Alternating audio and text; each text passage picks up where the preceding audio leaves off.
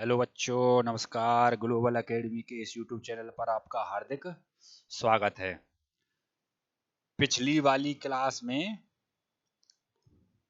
मूल अधिकार fundamental rights complete हो चुके थे। हालांकि अभी उसके यानी कि धार्मिक स्वतंत्रता का अधिकार, जिसमें 25, 26, 27 और 28, और उसके बाद में आर्टिकल 32 संवैधानिक उपचारों का अधिकार, और रिट नहीं हुई है अभी। रिट एक क्लास में अलग से कराएंगे। 5 रिट जो हैं, कौन कौन सी हैं, कैसे कैसे हैं, वो एक क्लास में अलग करा देंगे उनको।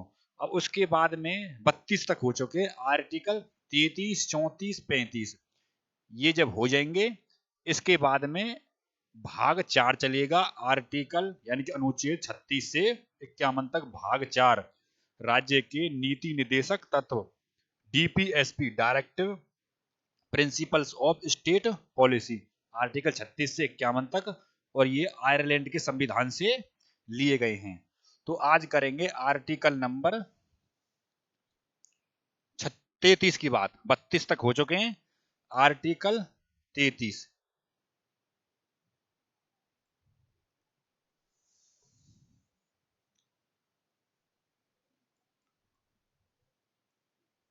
आर्टिकल 33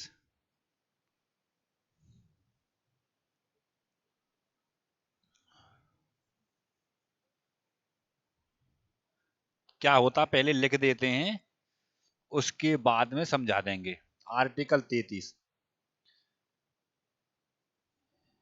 ये अनुच्छेद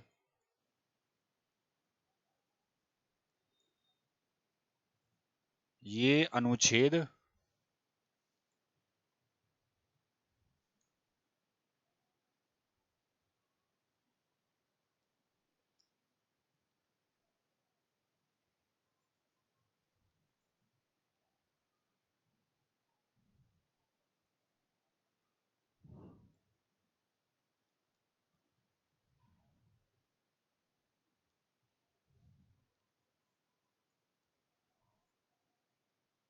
ये अनुच्छेद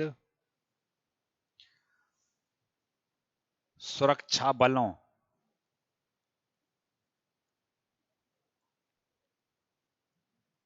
सुरक्षा बलों और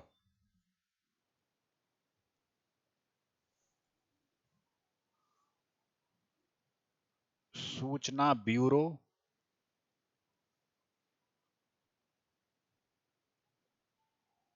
के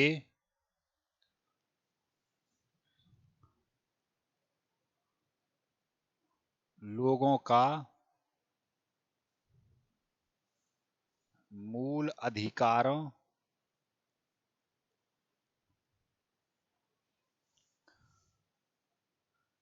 का निलंबन।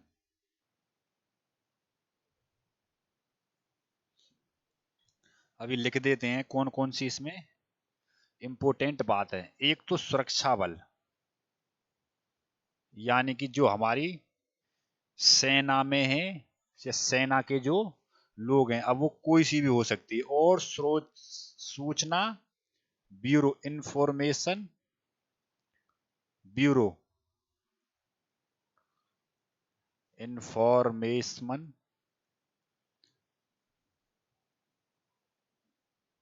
ब्यूरो के लोग और सेना के लोग। अब इसमें सेना, सभी सेना आ जाएंगी।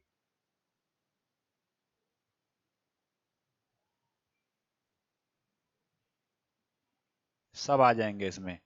तो इनके मूल अधिकारों का निलंबन हुआ रहता है। मूल अधिकार निलंबन ये कि इनके ये अपने फंडामेंटल राइट्स का प्रयोग नहीं कर सकते हैं, या इनके जब ये जिस टाइम पर ये अपनी ड्यूटी वगैरह पर रहते हैं, तो वहां पर ये अपनी मनमर्जी नहीं चला सकते हैं। एक तो सेना के लोग, इसमें सेना के लोग जाएंगे। सुरक्षा बल जितने भी, यानी कि भारत के अंदर सुरक्षा बल हैं सभी के सभी। और सूचना ब्यूरो यानी कि इंफॉर्मेशन ब्यूरो के जो लोग हैं, जो गुप्तचर संस्थाओं में रहते हैं, उनके मूल अधिकारों का हनन हुआ रहता है। उनके मूल अधिकारों को सस्पेंड करके रखा जाता है, क्योंकि वो हर चीज में अपनी मनमानी नहीं चला सकते। तो ये हो जाएगा आर्टिकल नंबर 33, सुरक्षा बलों और इंफॉर्मेशन ब्यूरो के जो इंफॉर्मेशन ब्यूरो के लोग हैं उनके मूल अधिकारों का निलंबन, फंडामेंटल राइट्स।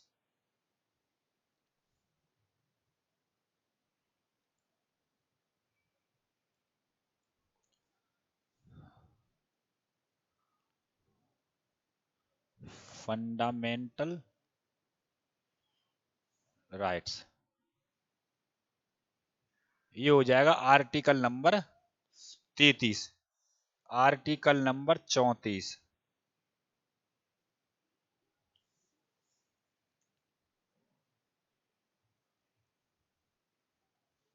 आर्टिकल नंबर 34, 34 में आती है सैन्य विधि, 34 में आती है सैन्य विधि।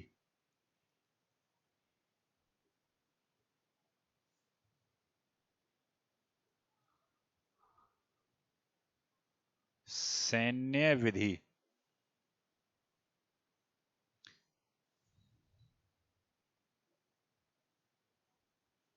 Martial law. सैन्य विधि क्या होती है? सैन्य विधि होती है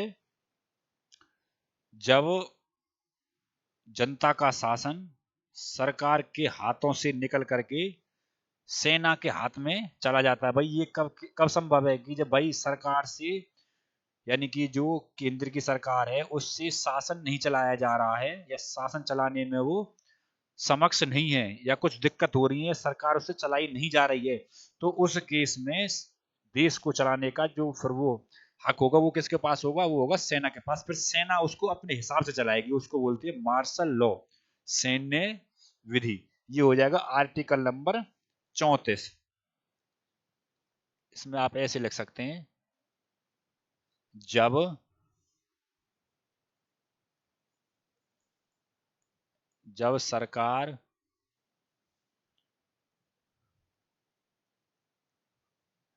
जनता के शासन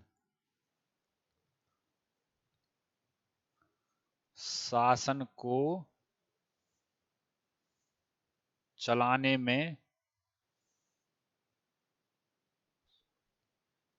में असमर्थ है,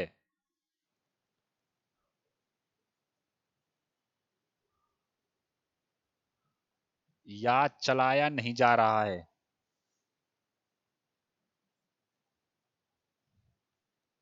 नहीं जा रहा है, तो उस स्थिति में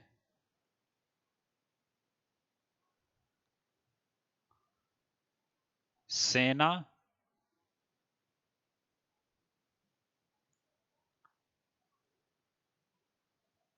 शासन को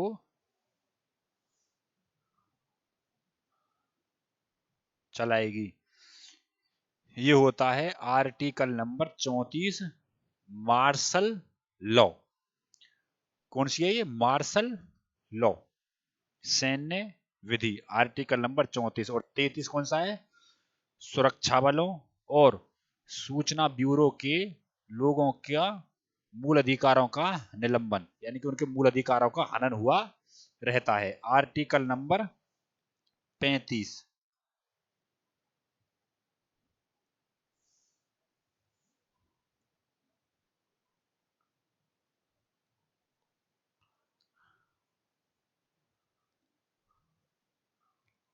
आर्टिकल नंबर 35, ये सेम सा ही होता है जैसे नागरिकता से रिलेटेड में कौन सा था? 11वां, यानी कि संसद समय समय पर उसमें 11वें वाले में नागरिकता से रिलेटेड, या नागरिकता के ऊपर अधिनियमन और विनियमन, यानी कि उनमें चेंजमेंट कुछ कर सकते हैं, जैसे 11वां वाला था। ठीक है, तो ये 35वां भी वैसे ही है। सरकार समय समय पर फंडामेंटल राइट्स में जैसा उचित समझे उसमें चेंजमेंट कर सकती है। Article number 35।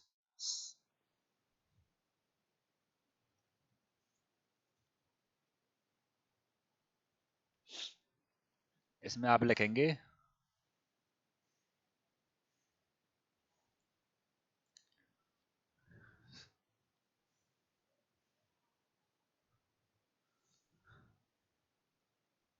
सरकार मूल अधिकारों को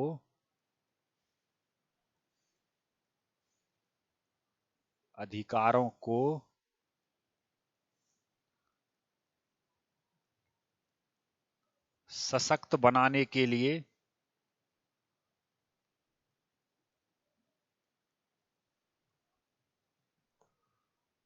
मूल अधिकारों को सशक्त बनाने के लिए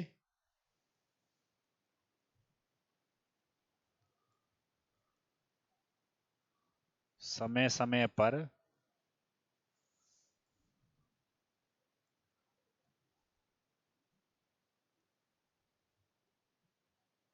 मूल अधिकारों का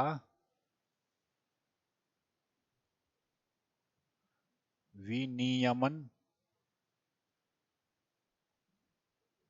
किया जाना।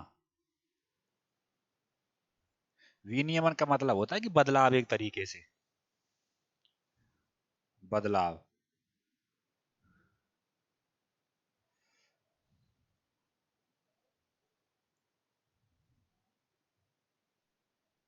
इसका मतलब होता है बदलाव।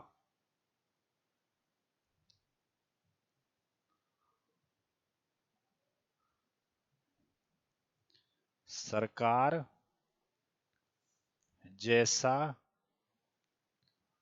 उचित समझे।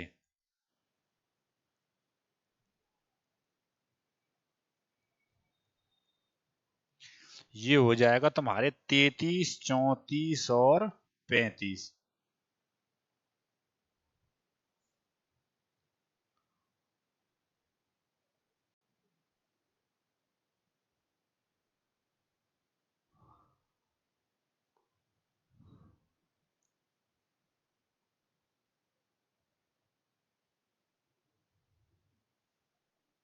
एक बार दोबारा से देख लो। आर्टिकल 33 सुरक्षा बलों और सूचना ब्यूरो के जो लोग हैं उनके मूल अधिकारों का निलंबन हुआ रहता है। आर्टिकल नंबर 33 मूल अधिकार यानी फंडामेंटल राइट्स का। वो अपनी मन मर्जी कुछ भी काम नहीं कर सकते जब वो अपनी ट्रेनिंग पर रहते हैं, यानी कि पोस्टिंग पर हैं। आर्टिकल नंबर 34, 34 में आती है सैन्य विधि, मार्शल लॉ। जब सरकार शासन को चलाने में असमर्थ होती है, चला नहीं पाती है, कोई दिक्कत होती है या उसको द्वारा नहीं चलाया जा रहा है, तो उस केस में कौन चलाएगी? भारतीय सेना। तो उस केस में सेना शासन को चलाएगी। और आर्टिकल नंबर 35 जैसे आर्टिकल नंबर 11 में क्या था? नागरिकता से संबंधित 11 में नागरिकता से संबंधित कानून या उसमें चेंजमेंट संसद समय समय पर कर सकता है। तो ऐसे ही ये है 35 में, सरकार मूल अधिकारों को सशक्त बनाने के लिए समय समय पर मूल अधिकारों का विनियमन किया जाना, उसमें चेंजमेंट, उसमें कुछ बदलाव, कुछ जैसा सरकार को उचित लगे ऐसा कर सकती है। तो ये हो जाएगा तुम्हारा 33, 34 और 35। आपके फंडामेंटल राइट्स अब खत्म हो चुके हैं। 14 से 35 तक जो थे, 12 और 13 मूल अधिकार में नहीं आते हैं, वो अलग चले जाते हैं। 14 से 35 तक हो जाएंगे आपके फंडामेंटल राइट्स। फंडामेंटल राइट्स हो जाएंगे कंप्लीट। कहां से लिए गए थे? ये लिए गए थे यूएसए से। यूएसए से। अगले पेज से चलेंगे।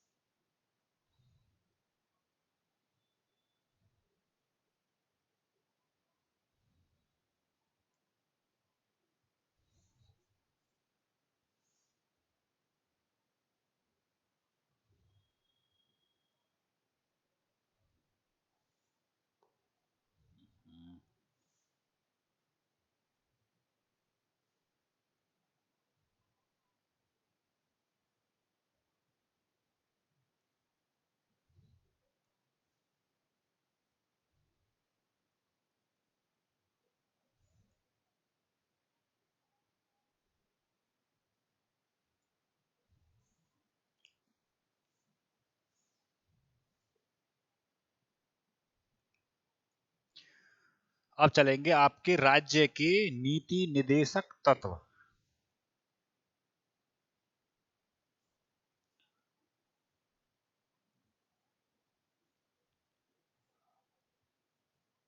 राज्य के नीति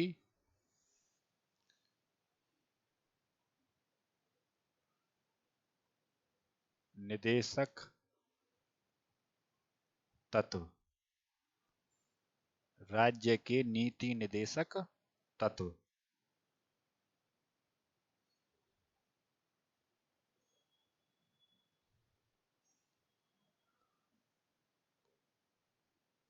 राज्य के नीति निदेशक तत्व। डीपीएसपी।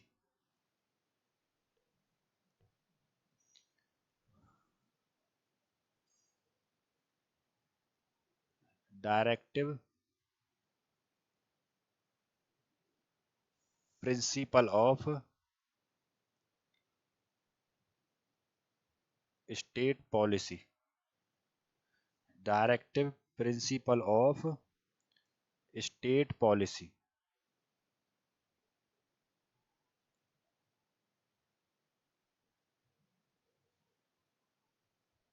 डीपीएसपी। कहां से लिए गए हैं ये? आयरलैंड के संविधान से।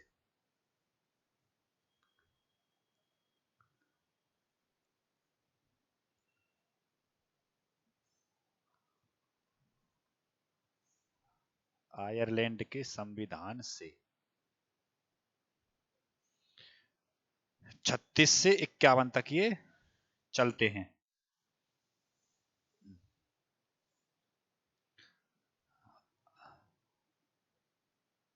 अनुच्छेद 36 से 51 तक ये चलते हैं।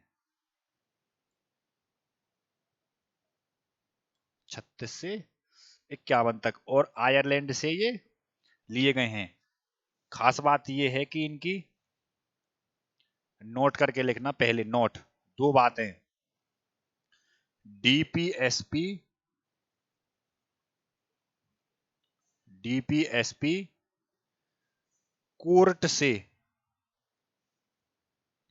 डीपीएसपी कोर्ट से न्याय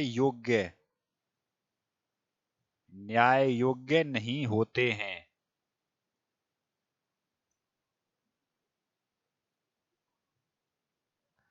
एक बात तो ये कि डीपीएसपी न्याय योग्य नहीं होते हैं। अब ये क्या होती है अभी बताएंगे 1 मिनट में। दूसरा और लिख लो,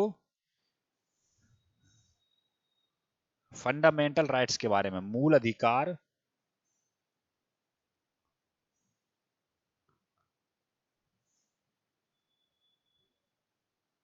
कोर्ट से न्याय योग्य होते हैं।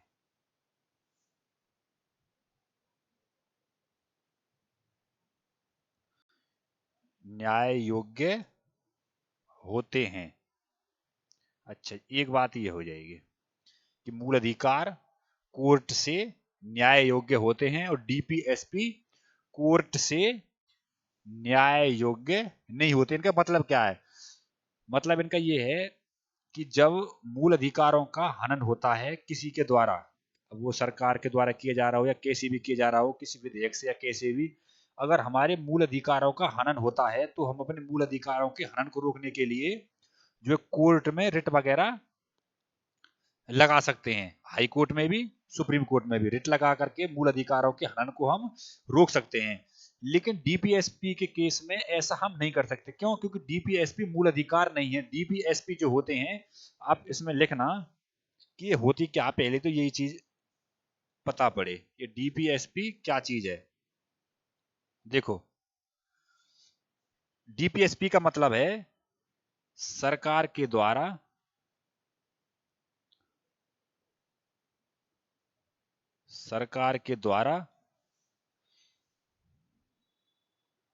लोक कल्याण। सरकार के द्वारा लोक कल्याण लोक कल्याण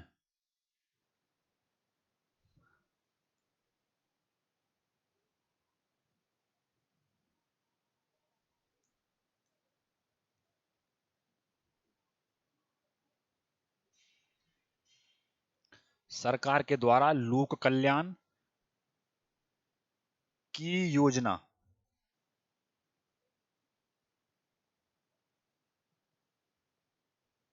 या सरकार के द्वारा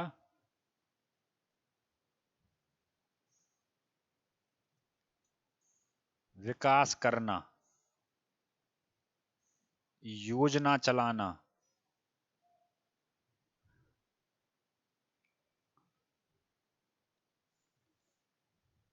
ये सब चीज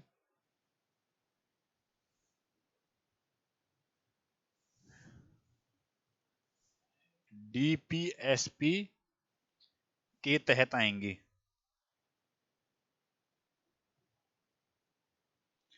डीपीएसपी के तहत आएंगी।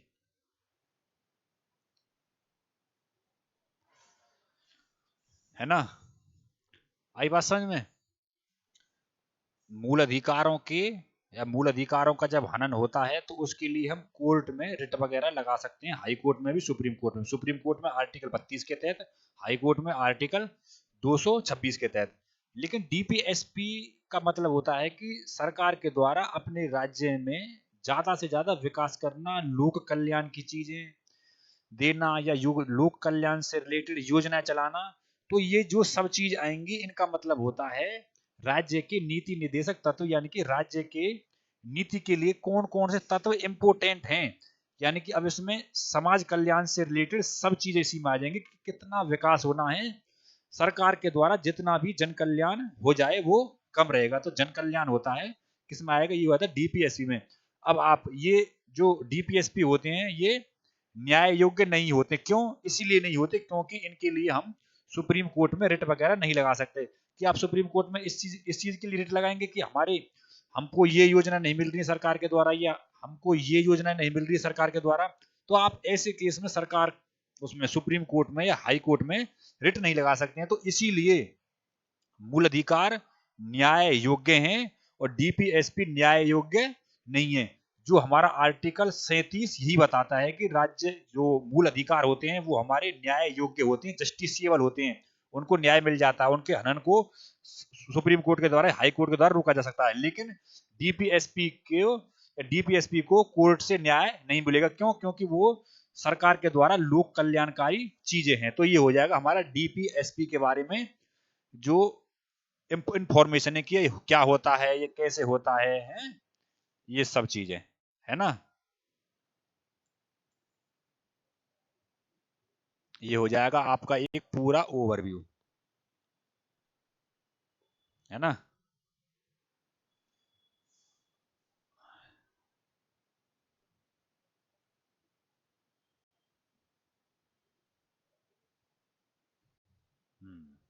अच्छा जी।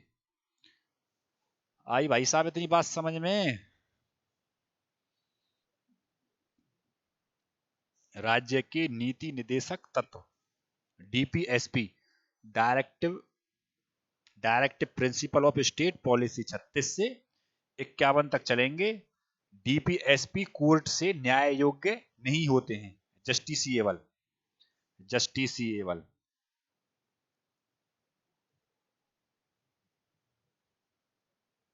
जस्टिसिएबल नहीं होते हैं। मूल अधिकार कैसे होते हैं? जस्टिसिएबल होते हैं, इनको न्याय मिल जाता। अभी पूरी भूमिका बता दिए कैसे कैसे होता है, क्या होता है, दोनों में बता दिए। ठीक है जी। अब आप डाल सकते हैं, 2-3 पॉइंट बताए हैं मैंने।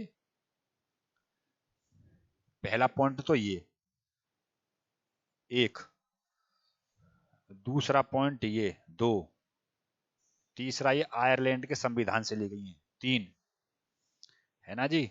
और चौथी बात है ये 5 बातें आपको डीपीएसपी के बारे में अभी बताई हैं। अब डीपीएसपी के जो 36 से 51 तक है वो कैसे होते हैं, क्या होते हैं, अब उससे आगे उस पर चलते हैं।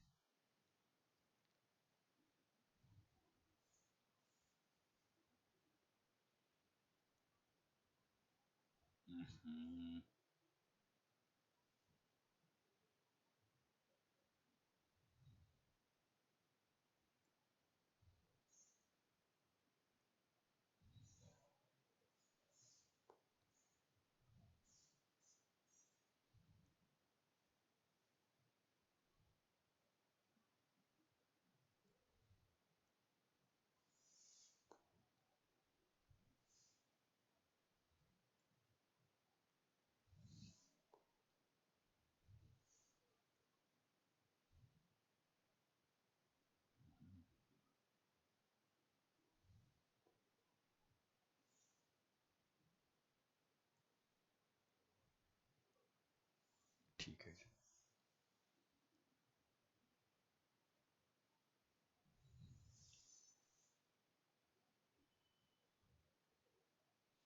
ठीक है जी। अब चलते हैं आर्टिकल नंबर 36 पर।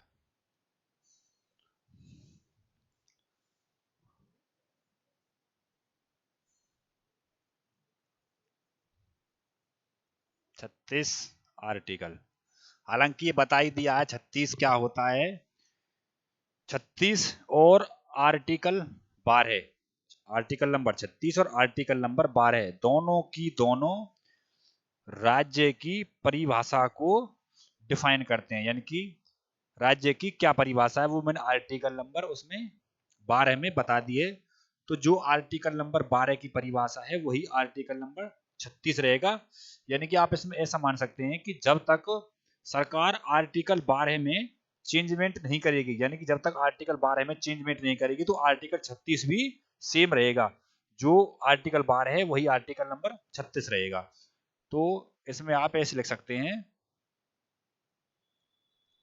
सेम एज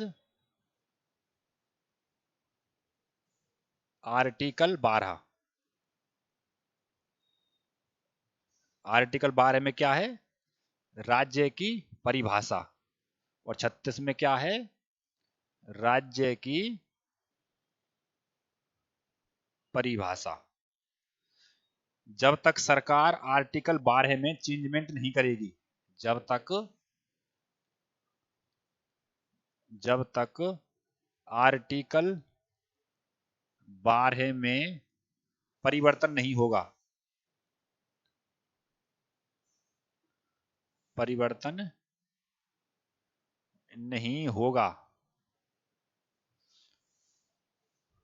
तब तक आर्टिकल 36 वही रहेगा।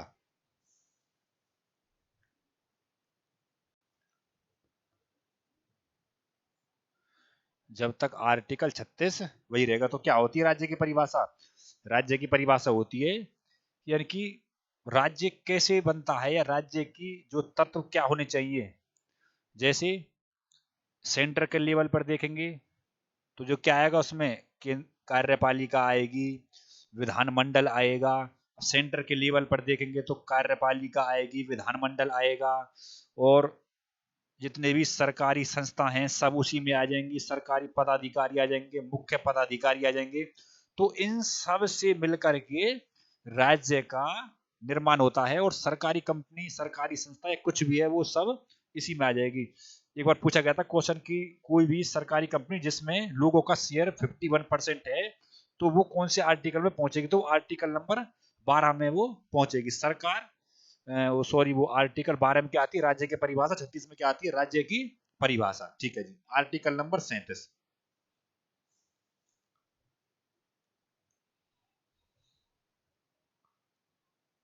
आर्टिकल 37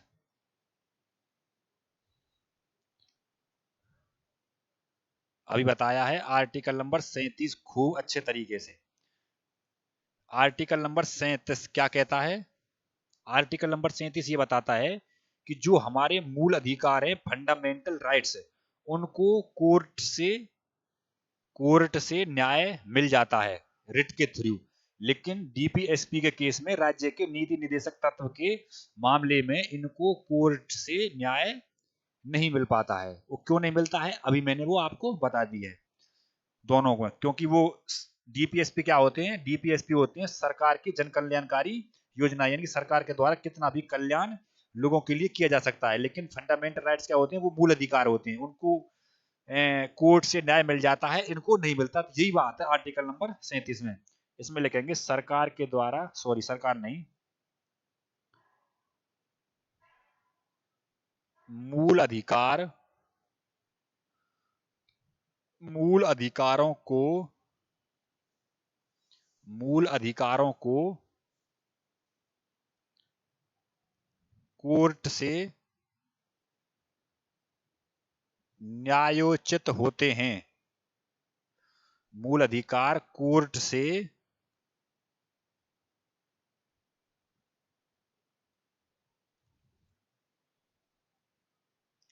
मूल अधिकार कोर्ट से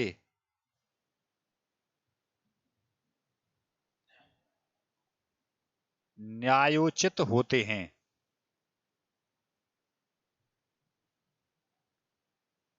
तथा डीपीएसपी राज्य के नीति निदेशक तत्व तथा डीपीएसपी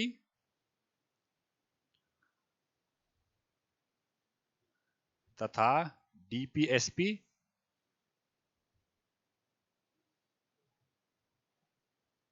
न्यायोचित नहीं होते हैं।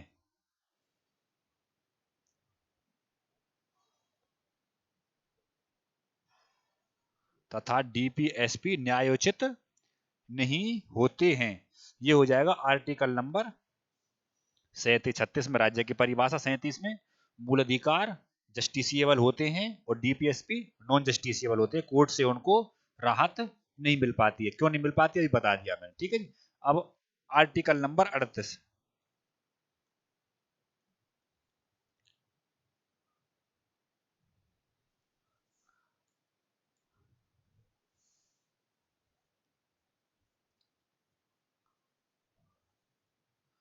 आर्टिकल नंबर 38, आर्टिकल नंबर 38 में लोगों को, सभी लोगों को सामाजिक, सोशल, सामाजिक और तुम्हारी आर्थिक यानी कि इकोनॉमिकल और राजनीतिक और यानी कि पॉलिटिकल न्याय की बात की गई है कि सभी लोगों को समाज से समान न्याय मिलेगा, सरकार से आर्थिक सहायता मिलेगी वो समान मिलेगी, और जो राजनीतिक न्याय रहेगा वो सभी को सेम रहेगा। तो सामाजिक, आर्थिक और राजनीतिक न्याय की बात की गई है सभी लोगों को।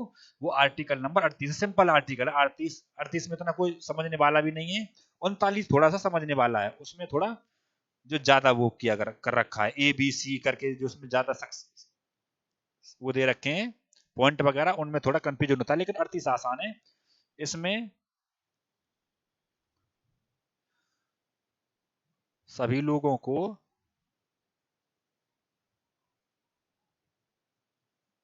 सभी लोगों को सामाजिक,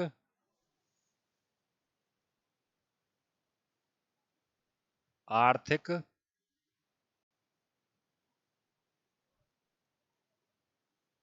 राजनीतिक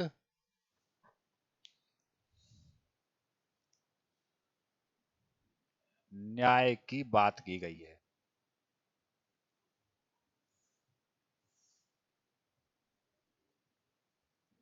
सामाजिक, आर्थिक और राजनीतिक न्याय की बात की गई है।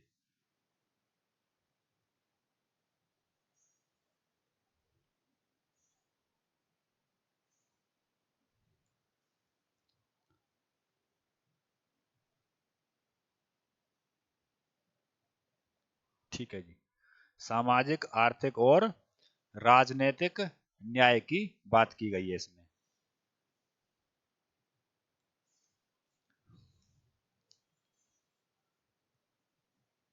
सोशल, इकोनॉमिकल और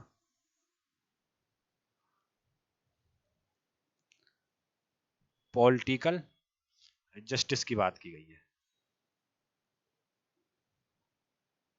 ठीक है जी।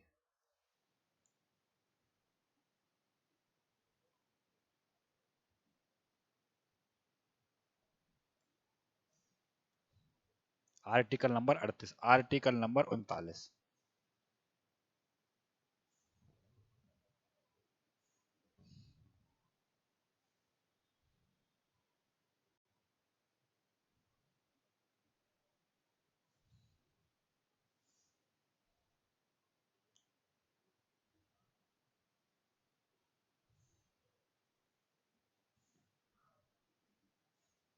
39।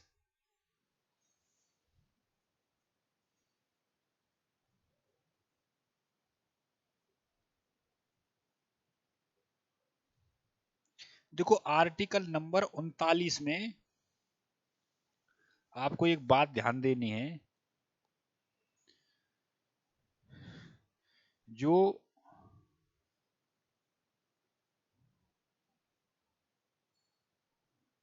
मूल संविधान था उसमें 39A, 39B, 39C और 39D थे, यानी कि छोटे वाले, छोटी एबीसीडी वाले। लेकिन बाद में एक और ऐड कर दिया गया है इसमें।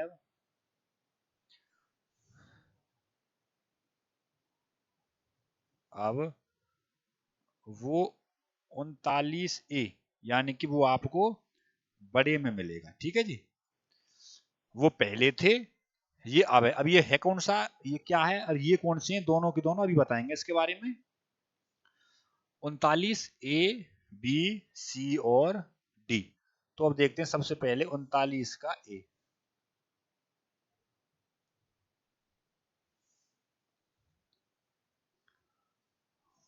39 का A ये बोलता है महिला और पुरुषों के लिए, महिला और पुरुषों के लिए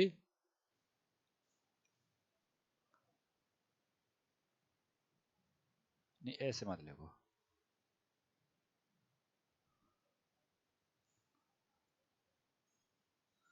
सभी पुरुषों और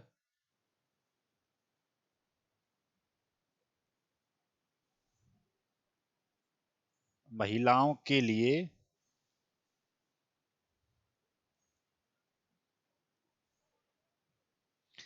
सभी पुरुषों और महिलाओं के लिए समान विकास,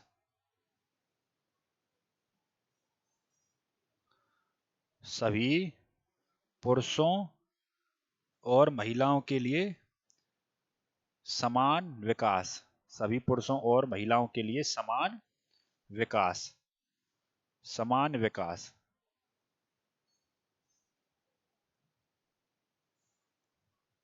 समान विकास, सभी पुरुषों और महिलाओं के लिए समान आर्थिक विकास,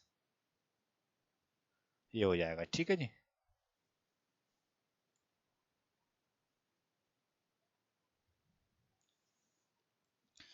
ये हो जाएगा तुम्हारा 39 का ए, सभी पुरुषों और महिलाओं के लिए समान आर्थिक विकास। अब पुरुष और महिला में सभी आ जाएंगे, यानी कि किसी के लिए कोई भेदभाव नहीं किया जाएगा, पुरुषों और महिलाओं के लिए। ये हो जाएगा 39। अब मैंने पहले बता दिया था कि ये छोटे ए बी सी डी करके हैं, छोटी ए, छोटी बी, छोटी सी, छोटी डी, ये पहले थे, और जो बड़ी ए वाला है ये बाद में ऐड किया गया है। 39 का बी, 39 के बी में बताया गया है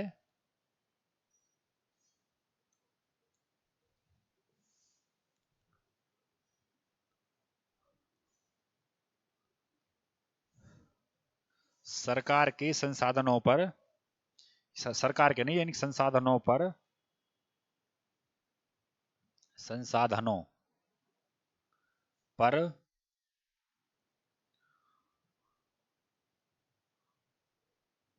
सभी का समान हस्तक्षेप, रिसोर्सेज,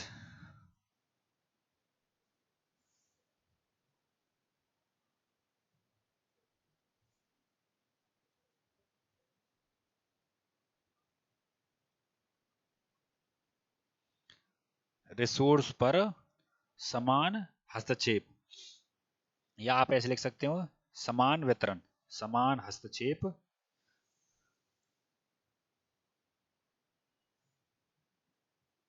और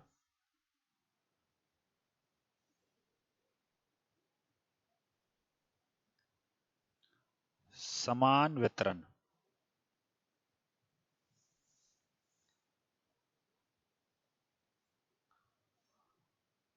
यानी कि सरकार के द्वारा संसाधनों को, सरकारी सरकारी संसाधन तो नहीं है, जो संसाधन जो होते हैं, रिसोर्सेज जो होते हैं, उस पर सभी का समान हस्तक्षेप होता है। ये है तुम्हारा,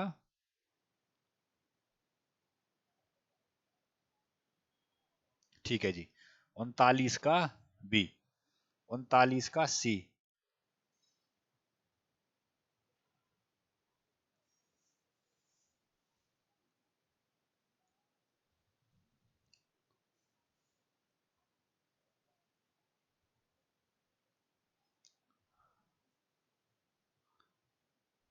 ठीक है जी,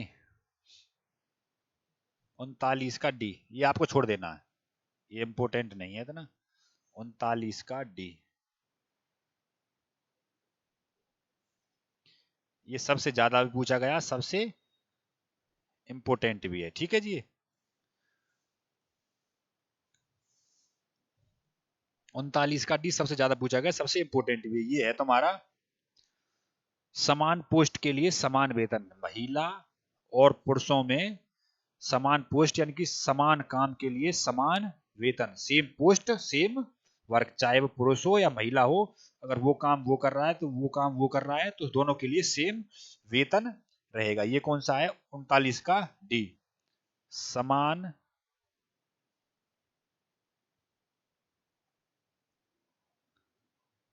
कार्य के लिए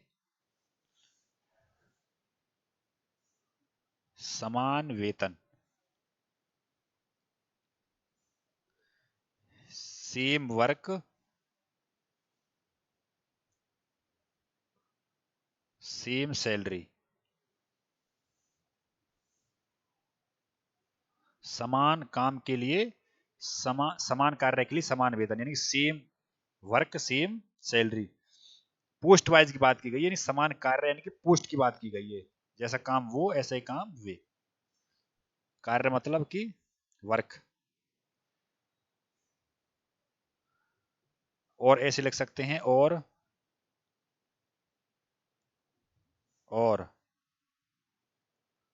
समान post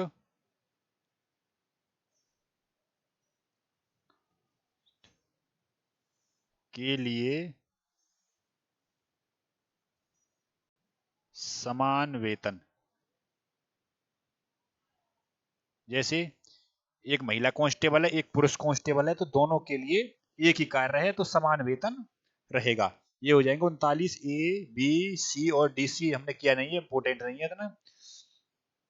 A B C D, लेकिन ये एक जो 39 बड़े वाला ए है, भाई ये तो हो गए छोटे ए वाले, ए बी सी डी जो छोटे वाले हैं, लेकिन एक बड़ा 39 में जो ए बड़ी वाली है, तो एक ऐड किया गया है, वो अलग है। तो वो कौन सा है तुम्हारा? वो है तुम्हारा निशुल्क विधिक सहायता, निशुल्क विधिक सहायता, 39 का ए। ये है तुम्हारा निशुल्क विधिक सहायता,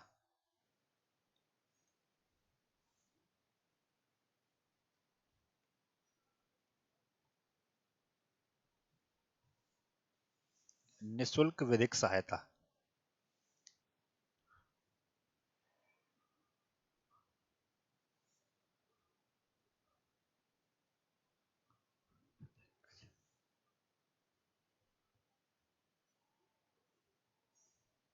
निशुल्क विधिक सहायता।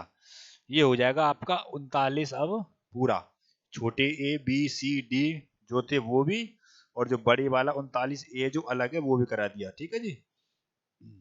निशुल्क विधिक सहायता, हेल्प। अच्छा जी, अब एक बार इसको पूरे को देख लेते हैं।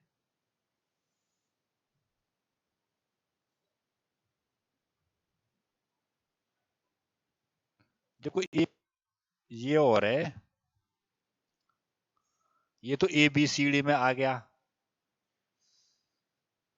अच्छा जी, एक बार एक क्वेश्चन ये पूछा गया था, ये एसएससी में पूछा गया था कि समान पोस्ट के लिए समान वेतन जो किया गया है वो कौन से आर्टिकल कौन से में किया गया है। तो वो 39 दो ऑप्शन में था। तो आप एक बार उस तरीके से और लिख लीजिए तो फिर कंप्लीट हो जाएगा पूरा। ठीक है जी।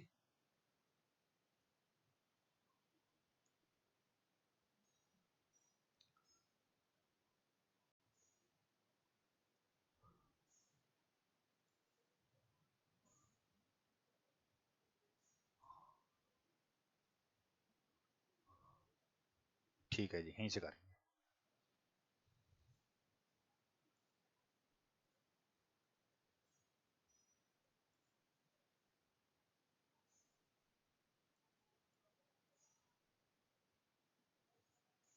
और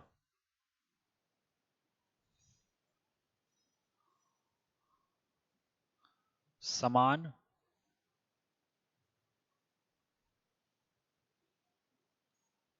पोस्ट के लिए समान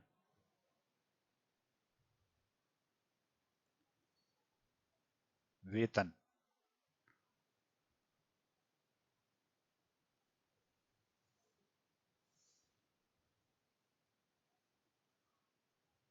कौन सा अनुच्छेद है। वो तो वैसे तो 39 डी है। आंसर क्या आएगा।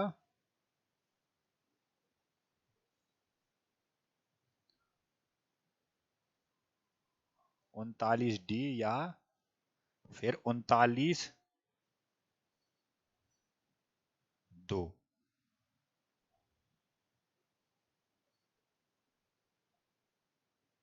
39 सेकंड।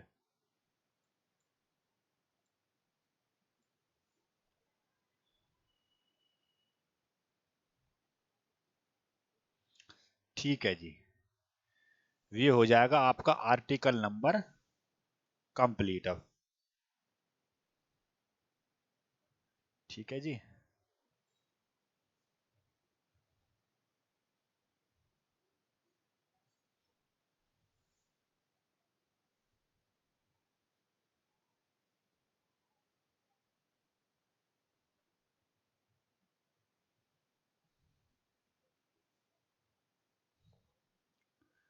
ठीक है, ये हो जाएगा आर्टिकल नंबर 36 में राज्य की परिभाषा, 37 में जो डीपीएसपी चले हैं, 36 में राज्य की परिभाषा, 12 में भी वही है, 37 में मूल अधिकार कोर्ट से न्यायोचित होते हैं, डीपीएसपी कोर्ट से न्यायोचित नहीं होते हैं, 38 में सभी लोगों को सामाजिक आर्थिक और राजनीतिक न्याय, 39 में ए बी सी डी करके है, ये छोटी ए छोटी बी छोटी बी छोटी सी अलग है, और एक 39 ए करके ये बड़ा वाला है। ये 39 ए क्या है, विशुल्क निशुल्क विधिक सहायता की बात की गई है हमें, फ्री जस्टिस हेल्प की बात की गई है इसमें। अच्छा, 39 ए सभी पुरुषों और महिलाओं के लिए समान आर्थिक विकास की बात की गई। बी संसाधनों पर सभी का समान हस्तक्षेप रहेगा, समान वितरण रहेगा। सी नहीं करना है। डी समान कार्य के लिए समान वेतन, यानी कि same post same work same salary. अच्छा जी, 39 ए निशुल्क विधिक सहायता की बात की गई है। अच्छा, क्वेश्चन है एक, समान पोस्ट के लिए समान वेतन कौन सा अनुच्छेद है, या तो 39 डी या फिर 39 2 उत्तर रहेगा इसका। ठीक है जी। अब चलेंगे आर्टिकल नंबर, ये हो जाएगा तुम्हारा 39 हो गए, आर्टिकल नंबर 40।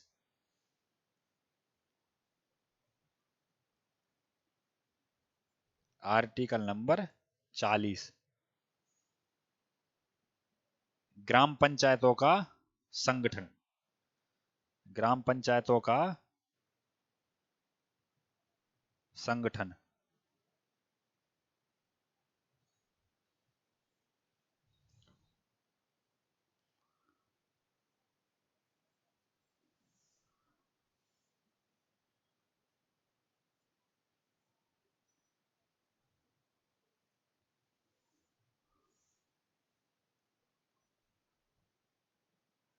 ग्राम पंचायतों का संगठन, यानी कि पंचायत, जो हमारी ग्राम पंचायत हैं, इनके ग्राम पंचायतों की बात की गई है आर्टिकल नंबर 40 में, क्या उनके दायित्व में, क्या उनकी शक्ति है, क्या सिस्टम होना है ग्राम पंचायत से रिलेटेड, तो आर्टिकल नंबर 40 में है। ठीक है जी। आर्टिकल नंबर 41,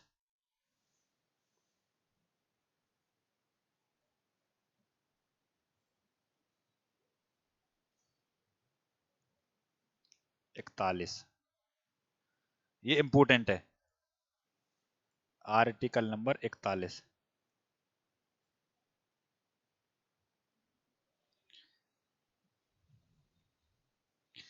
ये है तुम्हारा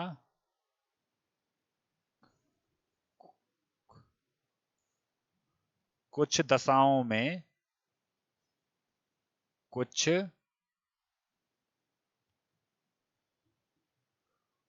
दशाओं में काम, शिक्षा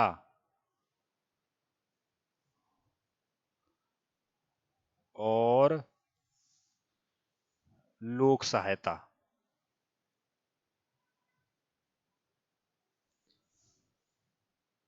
लोक सहायता।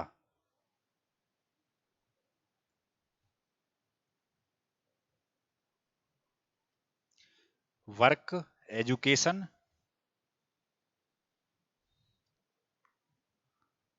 वर्क एजुकेशन और हेल्प। लोक सहायता का मतलब होता है गरीब लोगों और जो डिसेबल्ड होते हैं और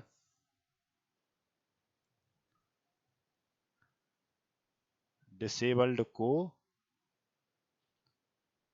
दी जाने वाली हेल्प, इसको बोलते हैं लोक सहायता। काम यानी कि रोजगार का अधिकार। इसका क्या मतलब है? रोजगार का अधिकार।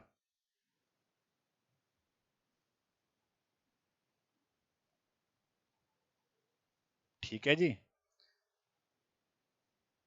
सरकार को काम भी देना पड़ेगा सभी को, सरकार को शिक्षा भी देनी पड़ेगी, और सरकार को लोक सहायता यानी कि गरीब लोगों के लिए जो सहायता होती है, लोक सहायता डिसेबल्ड को जो होती है, वो भी आपको हर हाल में देनी पड़ेगी। ठीक है जी।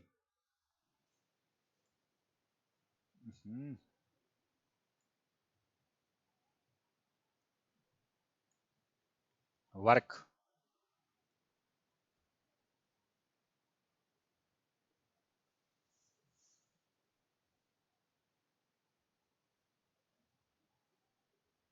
ठीक है जी, ये हो गया काम, शिक्षा और लोक सहायता। Article number 41। दो तीन आर्टिकल और कर लेते हैं, उसके बाद जो फिर क्लास को खत्म कर देंगे इसको। ठीक है जी। एक आर्टिकल और आ जाएगा इसमें, 42वां।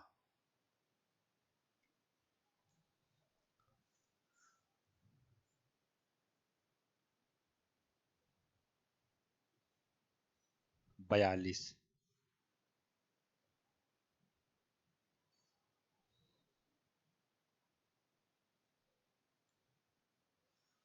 Article number 42। पहले किताब वाली लैंग्वेज लिख देते, उसके बाद समझा देंगे क्या होती है। ठीक है जी। ये है तुम्हारा कुछ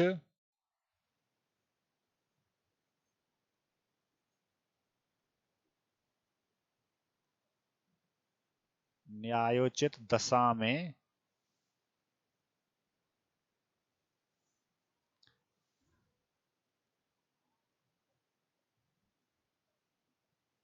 न्याय संगत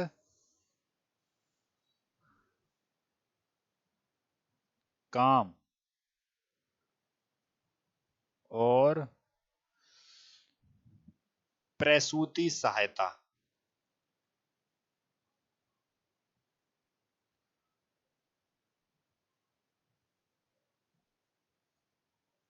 देखो, ये प्रसूति सहायता ये इंपोर्टेंट है। ये होती क्या है, अभी 1 मिनट में समझा देते हैं क्या होती है ये प्रसूति सहायता।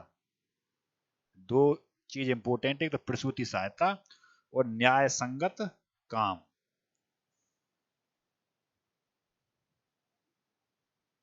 न्याय संगत काम। प्रसूति सहायता को बोलते हैं इंग्लिश में मैटरनिटी रिलीफ। Maternity relief.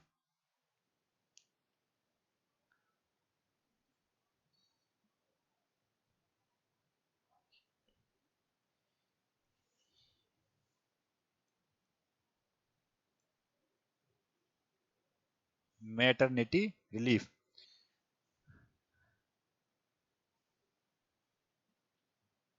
गर्भवती, गर्भवती।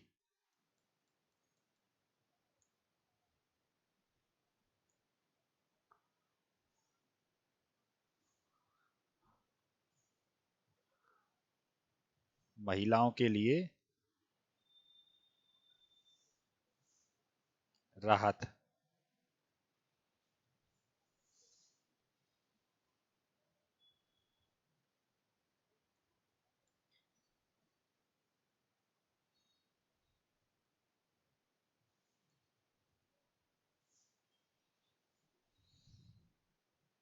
गर्भवती महिलाओं के लिए राहत।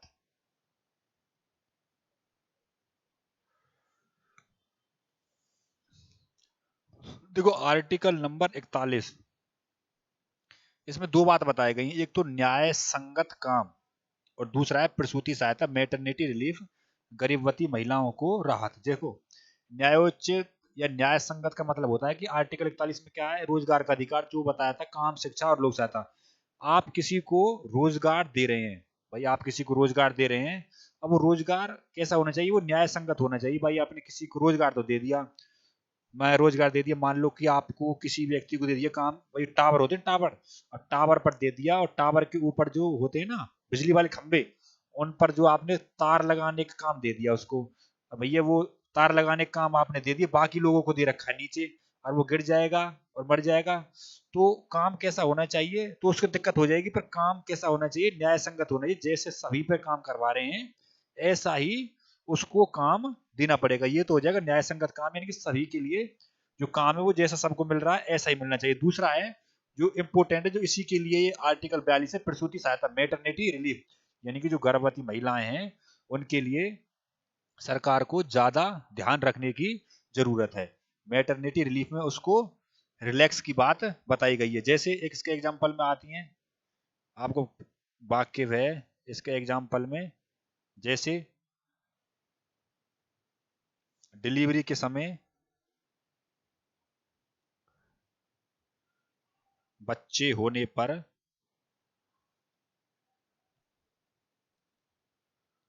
बच्चे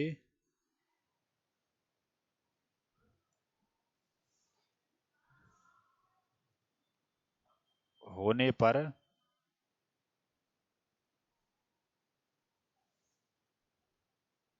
महिलाओं को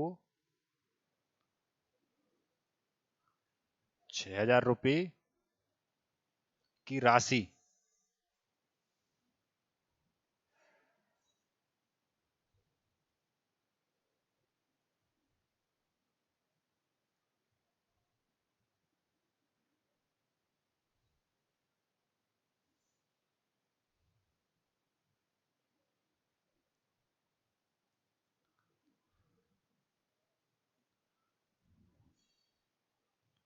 प्रदान करना। ये कहीं ना कहीं सरकार का जो ये उपाय है, ये प्रसूति सहायता को बढ़ावा देता है, यानी कैसे कैसे सरकार के द्वारा या लोगों के द्वारा जो सॉरी जो सरकार के द्वारा महिलाओं को, जो प्रेग्नेंट लेडी हैं उनको कैसे ज्यादा से ज्यादा राहत दी जा सके। और दूसरा क्या है, इसमें न्याय संगत काम की बात इसमें की गई है। तो ये हो जाएगा तुम्हारा